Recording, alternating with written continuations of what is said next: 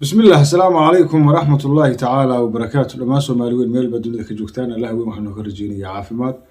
يا عباد الصوبان يا عمل خير متكسر مراد لينا بهاي مراد كيسمت خير ودقو كو حنو صنو عافمات تامس يكن غيريودي جنادي ودغولد هوي ويا لو كو laga geeriyodana sabri maanu ka siiyo ku dhashay sarxmaan dhasha u barakeeyo ku dhal sugayana dal badan oo barakeysanasi lama horan dalkeena iyo nabada iyo bulshada Soomaaliyeed midna Allah way wadiisariyo ama safiyo hooyo Soomaaliyeed bariyaha ka maxaladeeda la socday dhashii dhalaankiina laga aftoobtay oo waxa weey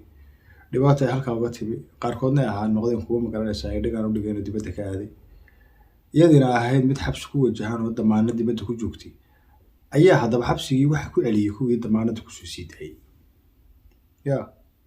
aduna akhir sababa sida dama madan ogsoonahay ma tilmaamahan ay sheegtay Mareykanka ku nooshay gaar ahaan Alaska wareer gaar ah Alaska soo ma in meeshii qabowga badnaydo ruushka ay ka iibsan jireen Mareykanka oo loo jiray buriga sonkor wax noocaas ah system yaa wadan ku fikiray Soomaaliba community halka ku leh sida ugu badano ya barafkeeda aba qof walba ka cararaya waa isla sitay meel beedeenayaan Thailand tuula kamid ugu tagaysaa Soomaali macallaa Mareykan iyo barafkeeda hadaba hooyada Soomaaliyeed xabsi bay ku noqotay wixii tilmaamo hadalay dib u dhiganay bal muqaalkan taawada buuq iyo qayla socotay waxa lagu ballamay saaka in la dhiibo aniga oo la ii dhiibo gaaladii oo la xiro waxaan ku noqonayaa jeelkii insha Allah ama ilaahay qof kale oo iga damiinta ii soo sahli doono ama way soo sokeyn doonaan ma ogi intaan xirnaanayo marka hadeertaan wax yaraan banaanka joogaa gudaha hadii aan u noqdo inay ijaabeyana laga yaabaa oo jeelkii la ii qaado waxa la sugayaa ninkii askariga ahaa oo iqaadi lahaa jeelka igeyn lahaa maadaama aysan gabadhii mas'uul iga noqonaynin mar labaad waxa waaye anigana jeelka yaa isaga noqonaya awalba halkaan waxba kuma haysan ilmahayga lama joogin banaankan joogay haddana jeelka yaa isaga noqonaya hooyada tan ilaahay baa jid u furay oo taa damaanad ahaan dibadda lagu keenay Soomaali ku daba gashay waa balaay ku daba gashay waliba TikTok kuwa jooga ilaa aan daba gelin oo ilaahu ceebtayda ha tus remember waxa la yiraahdo bay yaqaaniin nacala ala duruuf adigoo dhex jooga oo xaaladaadu isku fadhido oo ilaahay garab ku siiyay ama gargaar ku fidiyay ama noloshaada iska haysta ama wax uun ku faraxsan baado dhiiqo dhex dabaalan ee lagu soo saarayaba Iblis dhashiisa kuwii ugu waaweynaa hadii aad rabto inaad aragto TikTok bad ku arkayso marka maamada hadda ku horbay malaayga wixii maagtay oo dhaliish hata videogan waan arkay madaxdii ma garanaysaa wadanka soo maamushay Sheekh Shariif ka ku yahay Xasan Sheekh ka ku yahay iyadoo markaa u muujinaysa garab iyo taageero farmaajo halka loogama horeyn banku damaanadeediiba halkaas dab uga furmay dabadeed maxaa dhacay bal video kan isaga daawan iyo gabar ka faaloonaysa sababta lagu helay hadina nacaaw thank you so much hadina caawin karin banaanka inaa ka istaagtaan bay hadda caawin kartaan inaa caawisaan bay I was disappointed reason ka disappointed because ana keenay muxtaara la dadka iga soo dhaxgo Safiya dhallaan baa haysay Safiya ilmeeda dhallaan baa haysay Safiya lacaglaan baa haysay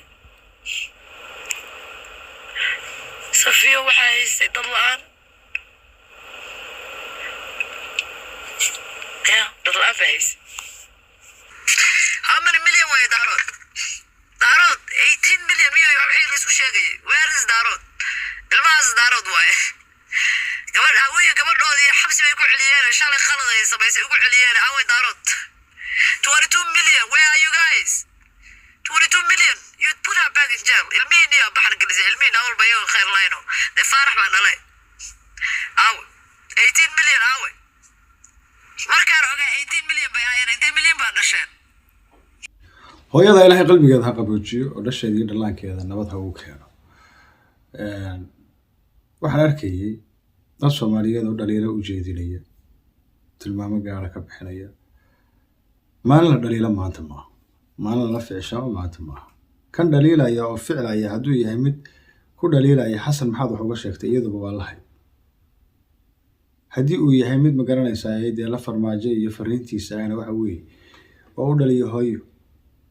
haddaba waxa weeye waxay ahaataba waa hooyo Soomaaliyeed, waa hooyada labada qabiil isu keentay, marna qowl xun iyo qadarin xumo ma mudno. midda kale social media hadday ka hadasho oo ay cid dhaliisho ama ay cid caydo, war madaxda weligeeda qaarna ay qaar ammaani jireen, qaarna ay qaar caayi jireen. waxa loo dooranaya oo loo ishaaranaya maaha maano qura, waa dhaliil iyo wanaag labadaba. marka waxa weeye hooyada qofkii kula ficishame aragtida maxaad hadda ka hor fiidiyo u duubtay iyadoo dhibana ah, qofkaas waa qof mangaaba weeyaan. in dhibaato ugu filmaanta iyada faraqa ku haysata, iyada gubanayso oo keligeed guuxaysa,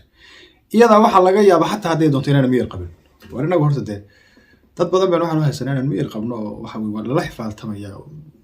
hooyo intaasoo caruur dhashay, caruurteedu intaa tiradeedu yihiin oo dhibaatada tabanayso oo wareersan oo barafka wareegayso oo nin caawiye iyo garab aanan haysan, maxaad ka filanaysaa? dee maxaad ka filanaysaanoo miyir qaba oo weliba qurbaha aad ogtihiin stresskiisa iyo depressionkiisa haddaana tusbax iyo quraanka gacanta lagu hayo wareerkiisa watama iyo walbahaarkiisa. hooyanimo ay u dheer tahay, kelnimo ay u dheer tahay, intaasoo dhal iyo dhalaan oo qaarkood aad arkaysaan oo dibadda ay u baxayeen oo soo fayeen oo ilahayn maxaa naga kaa galay ay u dheertay. maxaad ka filanaysaa? waa maxay marka caqliga iyo garaadka lagula ficishamayo hooyada dareenkeeda aynu aragno? haatan iyo dan reer Maraykanow, horta sharkiinuna badan khayrkiinuna badan, sharkiinuna badan khayrkiinuna badan, laakiin sidee sharkiinu waa lakacuudu billah, sheekh la dilay iyo nin naagtiisii dilay iyo hooyo 5 caruur iyo 7 caruur haysato laga kaxaysta iyo xaalad qabiil oo hooyada xabsiga loogu celi. wariyaa ilaahay ma loo noqonaya aakhira badan. hooyada maskiinada ah intaasoo dhalaana waa cidla ay ka joogtaa calooliyo iyo ciil ugu filan, gargaar bayna u baahanta. waana magac xumo iyo dulinimo iyo damiir xumo dadka Soomaaliyeed ee Alaska ku dhaqan iyo dadka Soomaaliyeed oo Mareykanka oo dhan ku dhaqan u soo hooyatay haddii hooyada xabsiga aan laga soo saarin oo waxa weeye garab aan loo muujin mid maxkamadeed iyo mid kaleeto.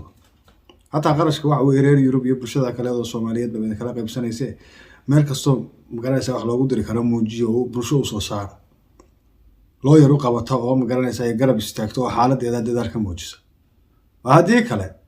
wallahi waa la idin gabiyay billahi tallahi. hooyo intaasoo caruur haysta haddii la idin kala dhex baxaa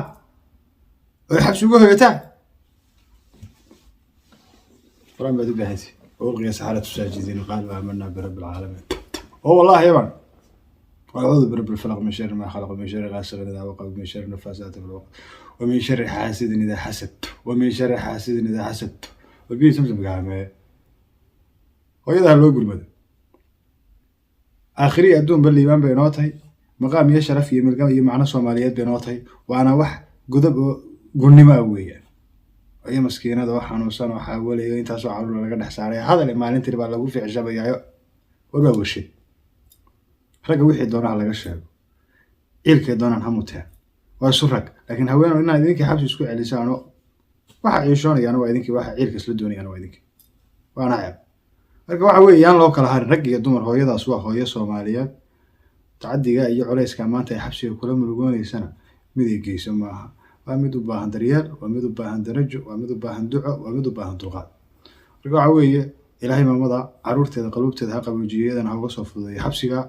وشو سومالي ذاك كل قناة وحلي خير الله ينسيه تدال الموجية لبنتين آخريتين بدون بكود جرتين ولا مش كانوا قال أنت تبغوا كل ميرنا ورسني وخير. السلام عليكم ورحمة الله تعالى وبركاته.